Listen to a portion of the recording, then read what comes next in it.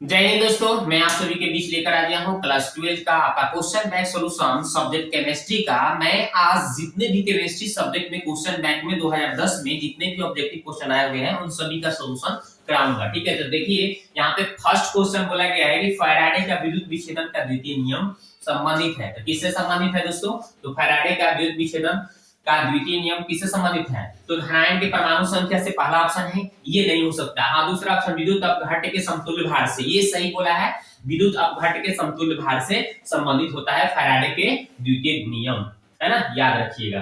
अगला क्वेश्चन है, निम्नलिखित में कौन एक प्रथम संक्रमण श्रेणी का तत्व नहीं है? तो इसके लिए एक हमने ट्रिक बताया है। प्रथम संक्रमण श्रेणी तत्व जो होते हैं डी ब्लॉक में आते हैं। ठीक है ना, डी ब्लॉक में आते हैं, याद रखिएगा। डी ब्लॉक के तत्व जो होते हैं संक्रमण तत्व कहलाते हैं। ठीक है ना, संक्रमण श्रेणी के तत्व कहलाते हैं। तो इसके लिए हमने ट्रिक बनाया है जिससे आपको प्रथम संक्रमण श्रेणी के जितने भी तत्व हैं वहां से आप आसानी से पता कर सकते हैं कि कौन कौन हो सकते हैं। ठीक है, ये ट्रिक हर जगह काम करेगा, इस ट्रिक को याद रखिएगा। तो कौन कौन हो जाएंगे दोस्तों, है ना, डी ब्लॉक में आते हैं, याद रखिएगा ये सब तत्व। शक्ति भीकर, शक्ति, तो शक्ति एस सी, शक्ति भी, है ना, शक्ति भी कर, शक्ति भी कर, शक्ति भी कर, मन को नी कुजन। बस यही ट्रिक है, मन फेंको निकुजन। शक्ति भी कर, मन फेंको निकुजन, बस ये ट्रिक याद रखना है। शक्ति भी कर, मन फेंको निकुजन, इतना याद रखना है। यहाँ से आपको सभी यहाँ पे आपको पता चल गया, ये ट्रिक में यही सब आते हैं प्रथम संक्रमण श्रेणी के तत्व। तो अब इस ट्रिक से आप याद रखिएगा, हमने बोला शक्ति भी कर, मन फेंको निकुजन। शक्ति भी कर, मन फेंको निकुजन, बस इतना याद रखना है ट्रिक। तो बस अब आपको देखना है कि इसमें ये तो है संक्रमण श्रेणी के, प्रथम संक्रमण श्रेणी के तत्व तो सभी हैं, और इसमें आपको बोला गया है कि कौन नहीं है, ये बताइए।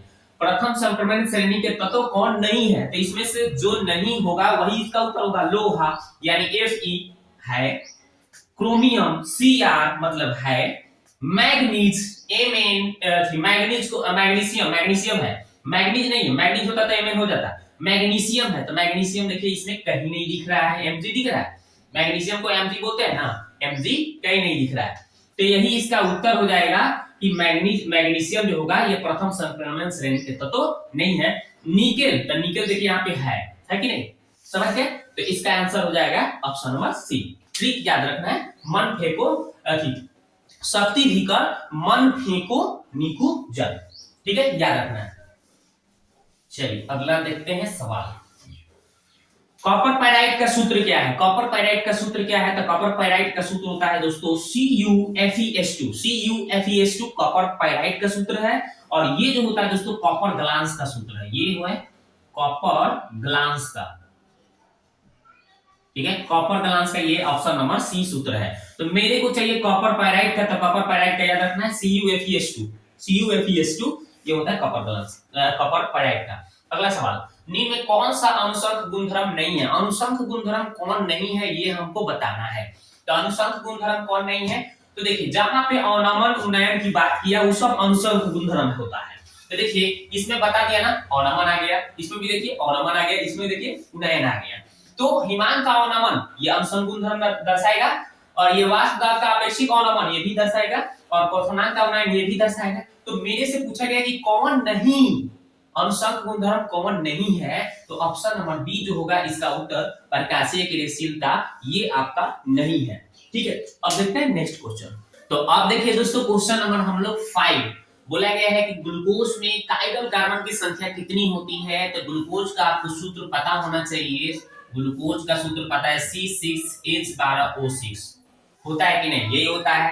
तो बस यही सूत्र है ग्लूकोज का। अगर हम काइरल कार्बन की संख्या की बात करें तो कार्बन में जो देखिए जैसे कि 4 बॉन्ड से जुड़े रहते हैं, लेकिन ये सभी बॉन्ड के पास कुछ अलग अलग तत्व होने चाहिए, तभी इसको हम काइरल कार्बन की संख्या कहेंगे। अब देखिए यहाँ पे देख रहे हैं कार्बन के साथ सभी जो है सभी अलग अलग तत्व जुड़े हुए हैं ना। तो ये जो कार्बन होगा ये आपका कायरल कार्बन बनाएगा, ठीक है। तो इस तरह से अगर हम इसको अगर निकालें तो यहाँ पे देखिए कितना आएगा, देखिए हम निकाल के आपको बताते हैं, ठीक है। तो इसको थोड़ा मिटाते हैं, इधर लिख देते हैं C6H12O6, ठीक है।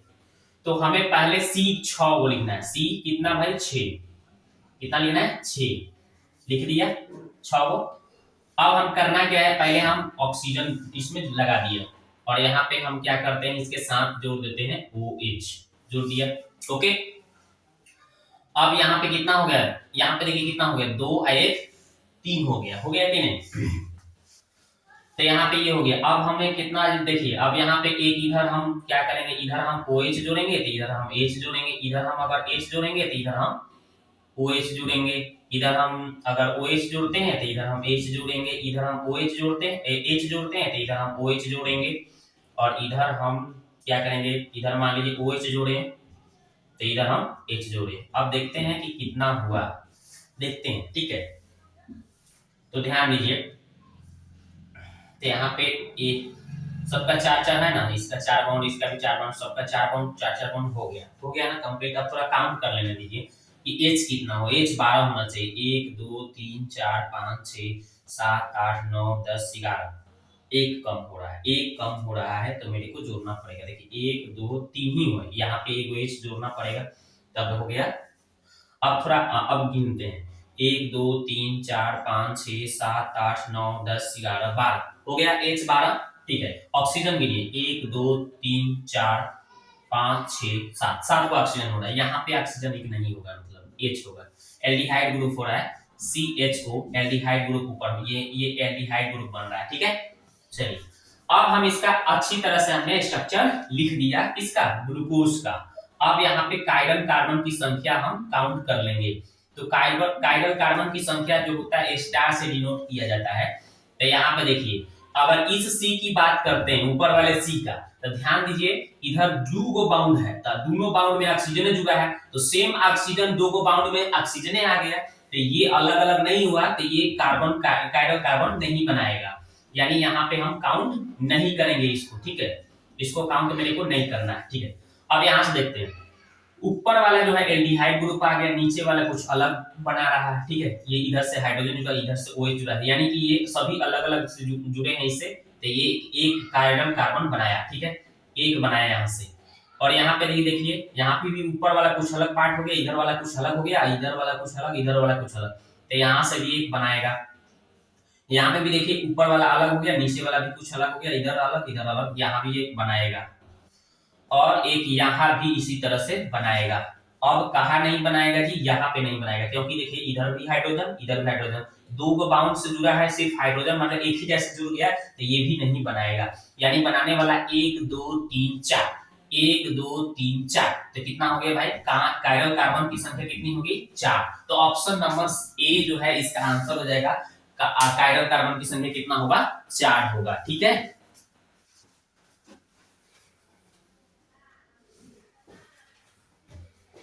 तो ये बात तो आप समझ गए होंगे कि कायरल कार्बन की संख्या कैसे हमने आपको बताया। अगला सवाल लेते हैं, चलिए इसको मिटाते हैं। चलिए अगला सवाल है कि CHI3 में एंटीसेप्टिक क्रिया का कारण क्या है। एंटीसेप्टिक क्रिया का कारण आयोडोफॉर्म नहीं होता है, आयोडीन मुक्त होकर निकलना ही क्या कहलाता है, एंटीसेप्टिक क्रिया का कारण है, ठीक है। आयोडीन जब मुक्त होकर उसे बाहर निकलते हैं, ठीक है। अगला ग्लिसरॉल क्या है भाई, तो ग्लिसरॉल जो होता है, देखिए पहला है प्राइमरी अल्कोहल, नो।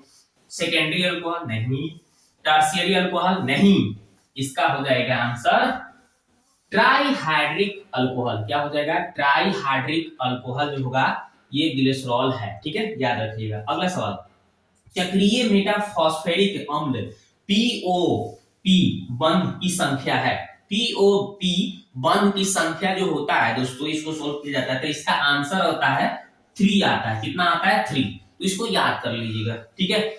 बहुत बड़ा इसका स्ट्रक्चर बनता है। आगे चक्रीय मेटाफॉस्फोरिक अम्ल POP जब भी बोलेगा बॉन्ड की संख्या तो 3 बताना है, ठीक है, याद रखिएगा। अगला सवाल, स्मेल्टिंग धातु के ऑक्साइड के अपचयन में संयुक्त है, क्या संयुक्त होते हैं, तो स्मेल्टिंग धातु के लिए जैसे हम मान लेते हैं यहाँ पे जिंक ऑक्साइड में हम कार्बन को जोड़ते हैं, ठीक है, तो बन जाएगा यहाँ पे हम 2 लगा देते हैं, यहाँ पे 2Zn बन गया और यहाँ पे कार्बन डाइऑक्साइड बन गया।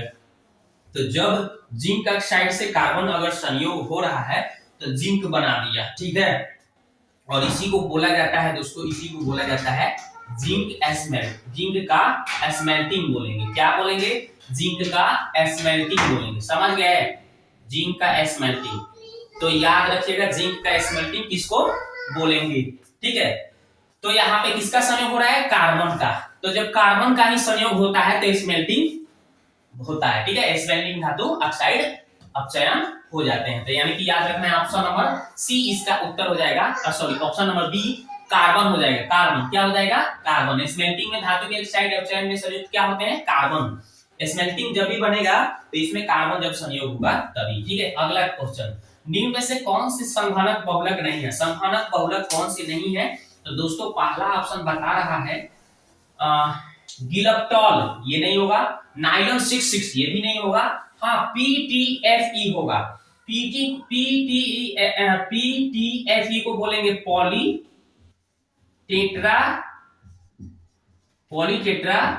और इसको बोलेंगे फ्लूरो और ई को बोलेंगे इथेन, ठीक है। इथीन बोलेंगे, इथीन, ठीक है।